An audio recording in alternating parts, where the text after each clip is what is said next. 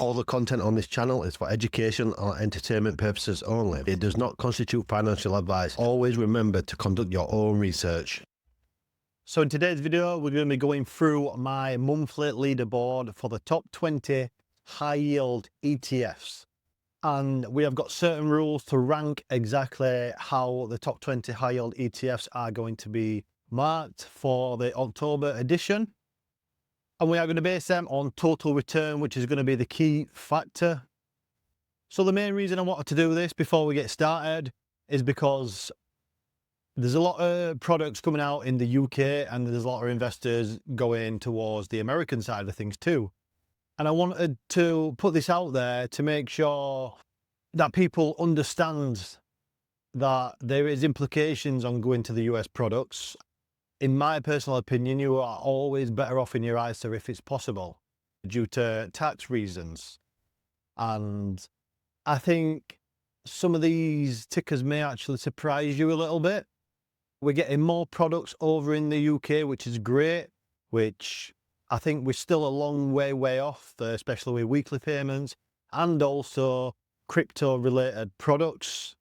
We've still got quite a bit of movement to go, but a lot of these products now are doing what they're supposed to do. So let's get into the rules. So the performance is measured on total return. This includes both price movement and distributions, whether that's dividends or options income. Total return is the main key. So what qualifies an ETF or an ETP to be inside of my leaderboard? So it must be available to UK and Europe investors. And also, if it's a US equivalent tracking the same underlying, that is also put into my leaderboard. One thing that is not in here, like I've just mentioned, is anything crypto related. For example, you've got BTCI, which is a Bitcoin income ETF. Or, for example, you've got blocks by X funds. Any of these are not included because it is not available to European investors. This is a direct comparison to what is available in Europe and the US. So a quick example on that would be Income Shares Broadcom ETP. That is available to UK and also Europe investors. And then in the US, we have Roundhill, which also bring a Broadcom ETF, which pays 1.2 times leverage weekly pay. That's just a quick example, but those are the rules for exactly what this leaderboard covers. Just before we get started, I do want to mention that I will put all the tickers either in a spreadsheet or in the description somewhere so everyone can see exactly what I am covering in my database. And then if anyone wants to add any more tickers to it, which I have missed or you think should be in there, please leave me a comment below. We can add them to my database. And I'm going to do this once a month. This is the 1 month total return, guys.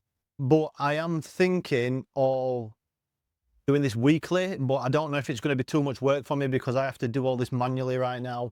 So it is quite a lot of work using sites like Seeking Alpha, Snowball, and then any total return sites for the UK, using all the providers' websites to get the correct data all together into one place. So it is quite a lot of work.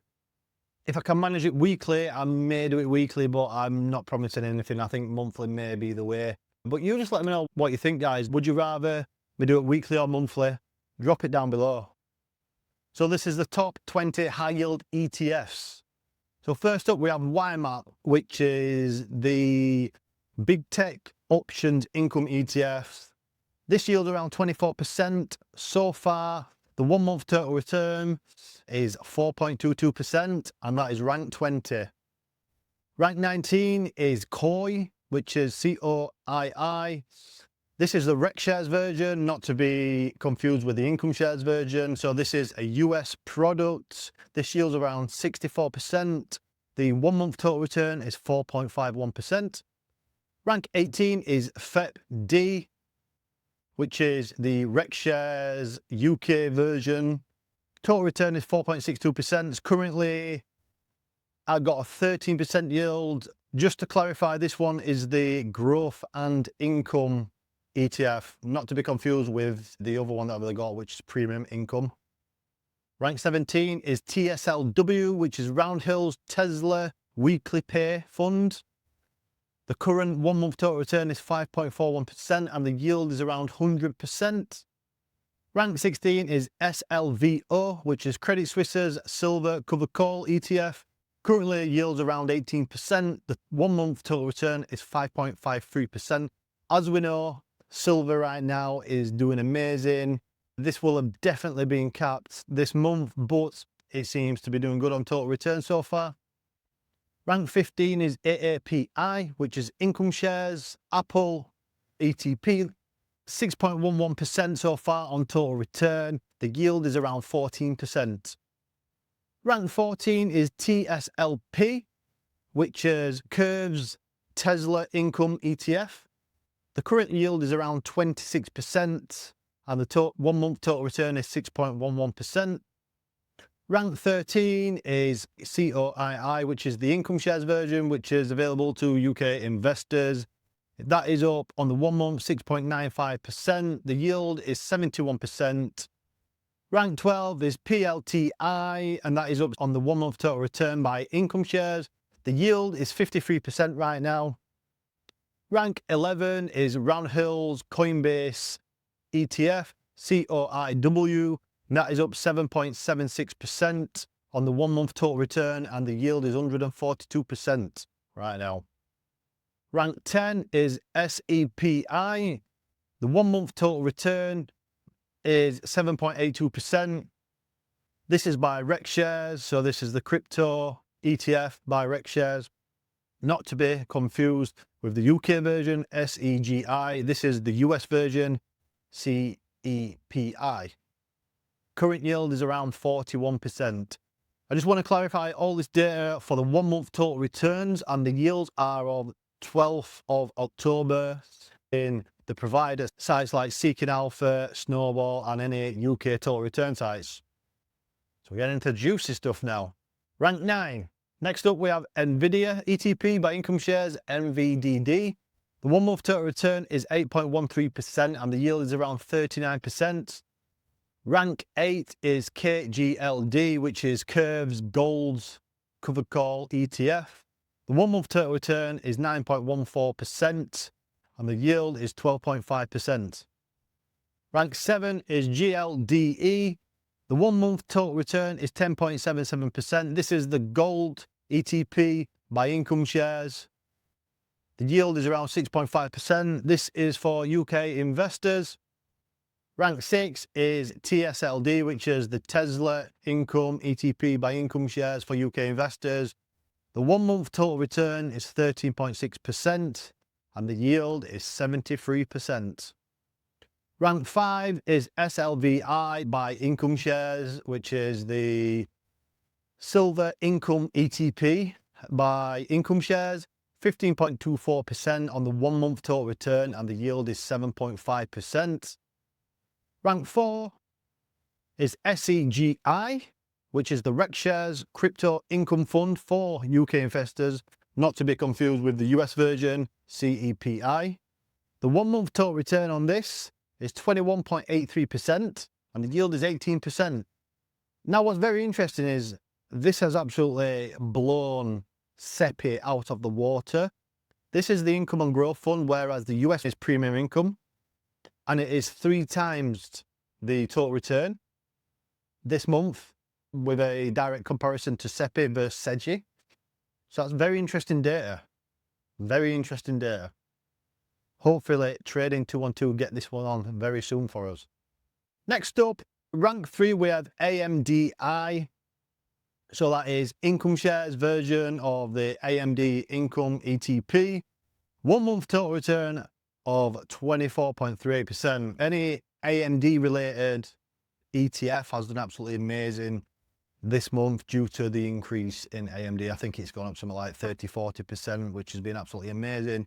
The yield on the Income Shares version is 38%. Rank 2 is YieldMax AMDY, the AMD Income ETF. 28.11% on the 1 month total return. The yield is around 30%. And last but not least, we have rank 1, which is Roundhill's AMD Income ETF, Weekly Pay ETF. AMDW, This 1 month total return is 39.48%. Yes, that is correct. That is the 1 month total return. So these are 1.2 times leveraged. So the strategy is very different to a cover call kind of strategy. You get all the upside and then it's paid in income to you. So the yield on this is around 99%. So that is the top 20 high yield ETFs for the month of October. I will most likely be doing these on around the 15th of each month. That's going to be, if I release it, it's Sunday today. If I release this on, let's say Tuesday the 14th, then I can do them around the middle of the month, every single month. That is the plan. Unless people want me to do them weekly. If I do get that request, then I may do them every week as well. And let me know if you like these type of slide videos. I can do more in the future. Right now, here we have a breakdown of the provider, which providers are in the top 20, and also which are actually dominating. And very interestingly, here is a provider breakdown. So we have Credit Suisse, which has got only one position. Curve and YieldMax have got 2 positions. And then we've got Bronze Place, which is Roundhill with 3. Silver Place has Rec Shares with 5. And then Income Shares have got Gold Place with 11. So Income Shares have dominated the high yield ETFs of October. So if Income Shares keep this up, then it's looking like, to me, the best thing for me, for my own portfolio, would be to keep anything in the ISA what is available to UK investors. For example, you've got a Broadcom ETP versus ETF. I'm going to have it in my ISA rather than have it in my US portfolio, because you've got tax implications where it's in your ISA, there's no tax implications. And if total returns are going to be nearly the same or better in the UK, then it's redundant to use these kind of products in the US portfolio. But that being said, the US portfolio can still be used because you have actually got things that are not available to us, like weekly pay, for example. That's not available to Europeans yet. And also crypto related products, like you've got BTCI, you've got blocks, you've got these kind of products what we can't get our hands on. Some great products out there. Don't get me wrong, they are amazing. You've got something like blocks, which pays 36% yield every single week. Weekly pay, pays on a Monday, and also it only pays 50% of the income generated, so it's got a growing now at the same time. And these are the kind of products that the US have got. So yeah, great products out there so far. But that being said, you also need to understand the tax implications of doing both portfolios at the same time, UK and the US versions, and what is best where also, because that it comes down to higher total returns if you can save on tax as well. And also what you've got to appreciate is there is also withholding tax, 15%. Whereas if you're buying an income shares version, there's no withholding tax as well. So all the withholding tax plus the local income tax, all has to come off the total return at the end of the day. So that's something you've really got to think about. So I really hope you enjoyed this video. I really enjoyed doing it, and I think I'm definitely going to be doing more in the future. But you let me know in the comments, guys, whether you did these kind of videos or not. I will 100% be doing more if I get this kind of feedback. If you're new around here, please subscribe for more of this kind of content, and make sure you follow me on X and Twitter. And also, if you missed my video on going through the 3-month total returns on the same kind of products and seeing what actually got the best return on all my database, please watch this video right in front of you. Thank you, guys. See you in the next one.